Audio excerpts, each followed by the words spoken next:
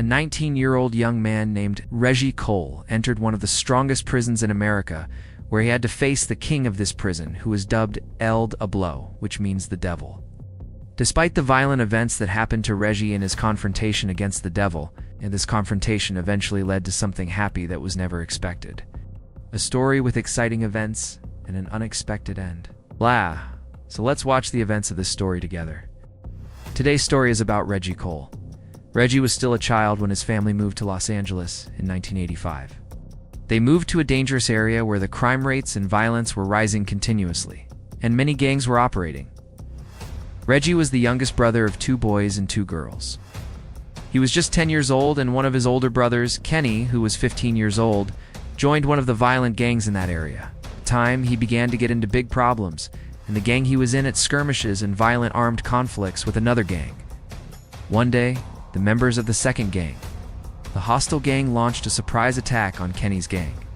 They got into their car carrying their weapons, and they quickly stormed the area of Kenny's gang and shot at a group of them who were standing on the side of the street. Kenny was standing with them, and he was killed after this incident. Reggie was devastated, but kept trying to focus on his studies to get his mind off and try to forget what happened to his brother. His family was trying to help him overcome that hard situation he had been through. However, Ree's environment had much more impact on him. Of course, because he was close to his late brother Kenny, he inherited his friends and acquaintances in this bad gangster world. And every year Reggie was getting away from his studies, little by little, until he decided to drop out and dive into the crime world following his brother's footsteps. What made the situation get even worse was the disintegration of their family and the separation of his parent. As for Reggie's brothers, his older brother, who was still alive, got a job in another city and left them. As for his 2 sisters, they got married, and each one of them lived alone with her husband and his father. After he separated from his mother, left and lived alone in another place, no one stayed with him at home. But his mother, his poor mother, was not able to control him. And every day she was devastated as she saw him getting away from her, more and more. His sister's husband, Reggie's brother-in-law, offered him a job in his plumbing company, but Reggie refused because he was living in another world at that time. Reggie started to plant and trade in weed. He didn't commit big crimes, but he traded in weed and drugs, so nobody was surprised when he was arrested for the first time, and he was only 16 years old. The police saw him in the street and tried to ask him some questions, but he refused to cooperate and tried to escape shortly after he was arrested again for weapon possession. Unfortunately, Reggie followed his brother's footsteps in this world, and most of his income was from selling weed. Till that time, although Reggie was indulged in the gangster world, he hadn't been involved yet in any violent conflicts. But then after years, in 1995, when Reggie was 19 years old, he was arrested for murdering a man next to a well-known brothel in that area. Reggie was prosecuted, and the court found him guilty. He was sentenced to life in prison, and he was sent to Calipatria prison, one of the worst and most violent prisons in America. Reggie dressed in orange, which indicates that he is a new prisoner. Reggie, alongside other prisoners, boarded a bus that was going to take them to the prison. The bus kept driving in the streets until it left the city and took a road that seemed blocked and there was nothing around. Reggie was looking through the bus window and saw nothing but desert. Shortly, he was finally able to see Calipatria prison from afar. It was a complex made up of several buildings and extended over a large area. It was in the middle of nowhere, as if it were a graveyard, to which they sent people who have been rejected by society so that they can live the rest of their lives in isolation. Reggie was nervous since the bus left the court, and the closer the bus approached the prison, the more he got nervous. As soon as they crossed the first prison gate, the first thing Reggie noticed was the smell of dung that filled the place from the animal pen of the prison. Reggie lowered his head to his hands that were tied to the chair, trying to ignore the smell, but to no avail. The smell was pungent. Then the bus crossed a huge fence that surrounded the whole prison. This fence was electrified, and if anyone touched it, he would die immediately. Of course, all the prisoners knew this. Besides this electrified fence, there was an internal fence that was not electrified. But if you crossed the internal fence, you would find this huge electrified fence, meaning do not consider escaping from this prison through its fences. The goal of this fence was to let the guards focus on inside the prison instead of focusing on the prison walls and perimeters, because the guards in this prison were few compared to the prisoners. They were 1 to 50, which means that every 50 prisoners had 1 guard. Just 3 months before Reiki entered the prison, there was a famous incident. 5 prisoners in this prison had a big fight with the guards that ended with the prisoners stabbing 8 guards. They stabbed them with knives they made inside the prison. None of the 8 guards died, but this incident was big news that spread throughout the state of California. Everyone heard about it. The bus that brought Reggie and the new prisoners arrived at the main building of the prison. And most of the old prisoners were in the outer yard of the prison gazing at Reggie and the new prisoners. After the bus had stopped, one of the guards came out and started calling out to the new prisoners one by one from the list he had. Then after that, the detainees were brought to the inspection room where they were stripped completely naked to ensure that nothing was hidden on their bodies. After that, they gave them prison attire and took each prisoner to his own cell. The cells in this prison were like a grave. They had 4 walls and a cement ceiling with no windows, and even the door was made of a metal plate with a small opening in the middle that opened and closed from the outside. This cell had a double bed, a sink, and a toilet. Reggie entered the cell and started discovering the place, looking right and left until he noticed a person sleeping on the bed below. This person was his cellmate.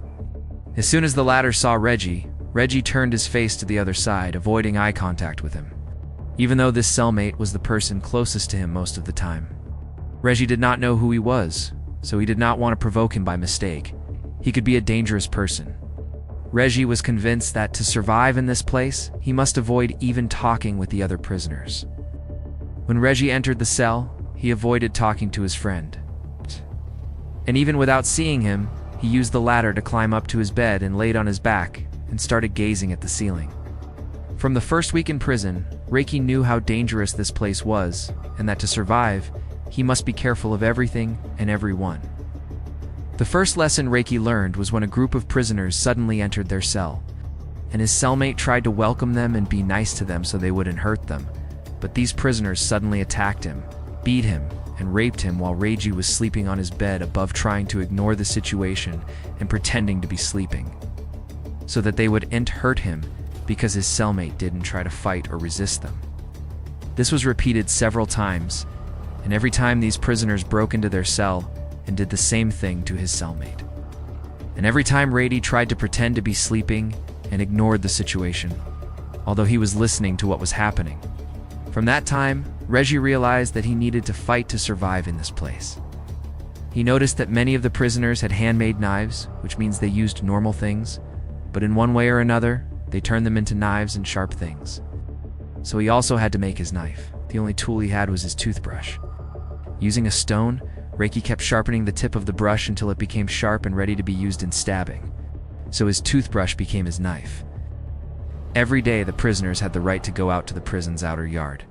Reggie, while watching the situation, noticed that most of the prisoners were in gangs, and he felt that he would need to join a gang that would protect him and back him up. But the problem is that it was hard for new prisoners like him to join a gang immediately. They had to prove themselves first. Reggie started looking for a gang that was close to his original gang with whom he had been working before being arrested. He tried to watch the situation from a distance without attracting anyone's attention. He knew that if he attracted others' attention, that would be like an execution sentence for him. Even though Reggie was trying to stay away from the problems as much as he could, one day while he was walking in the prison yard, a group of prisoners suddenly trapped him. It was clear that they were a gang, and the biggest one of them, who seemed to be their leader, approached him, held his neck, and fixed him on the fence that was surrounding the outside yard. Reggie, while he was fixed on the fence, felt that the eyes of all the prisoners were on him. Every prisoner in the yard would know what happened there, and he remembered the torment that his cellmate was suffering. Therefore, he realized that if he didn't react at that moment, he would be suffering the same torment as his cellmate. Everyone would see him as an easy hunt. So he had to resist with a sudden movement in the blink of an eye. Reggie took out his sharp toothbrush and stabbed the big man in his waist. The stab was not intended to kill him, because if he killed him, the guards would take severe measures against him, and he could even be sentenced to death later. The goal of the stab was to be a strike of intimidation and to prove himself to everyone. A message to everyone that Reggie is not an easy person that anyone can dare to attack. After the stab, the gang that was trapping him dispersed, and even the big man who was holding him retreated so as not to receive a second attack. Ray's resistance made him classified as a dangerous person and began to have a reputation among the prisoners. After this incident, there was a gang called 49 welcomed Reggie so that he could join them. And here Reggie had finally reached what he sought, a gang that he could join and protect his back, because it was the only way for him to survive in this place. Finally, he was able to make a place for himself in the middle of this jungle. Despite the large number of gangs inside Calipatria prison, all of these gangs were subject to one man, a man who positioned himself as the king of this place. The most violent and powerful prisoner in this prison is a very big man named Eddie Clark, and they dubbed him El Diablo, which means the devil in Spanish. For El Diablo, the prison was not only his home, but his business too. There were smuggling operations of drugs and contraband that took place constantly inside this prison. And all of these smuggling operations were under the management of El Diablo, set up a small drug empire for himself inside the prison. Everyone in this prison was afraid of him and tried to avoid his evil. Even the guards were confessing to his status and influence over this place, and they were giving him special privileges to maintain calm and peace. You would say all this is happening, and you would call it peace. Believe me, the situation could have been much worse.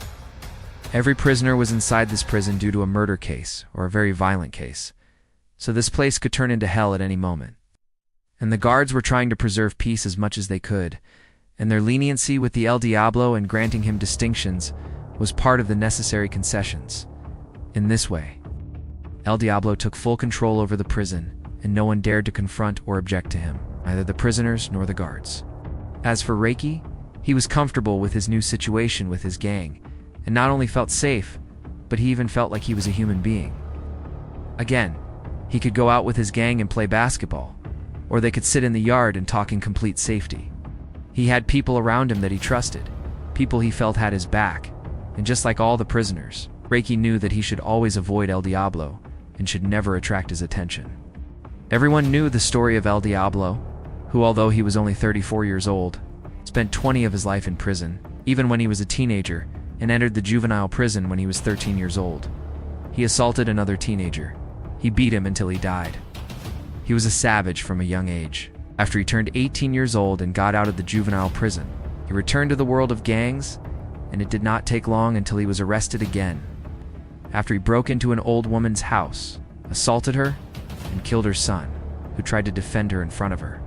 From that day, he was in prison for a life sentence. This means that this savage fully deserved his title. The problem was that El Diablo was moody and could even suddenly turn on his closest followers. No one was safe with him.